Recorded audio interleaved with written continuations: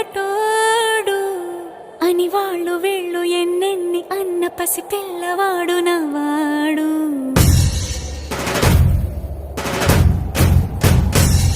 విడుముండోడు అని ఊరు వాడ అనుకున్న గాని మహారాజు నాకు నవ్వాడు.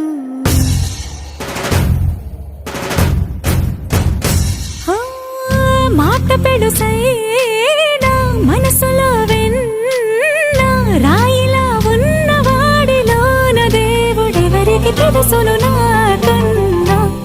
సూసేకి అగ్గిరవ్వ మాదిరే ఉంటాడే నా సవే.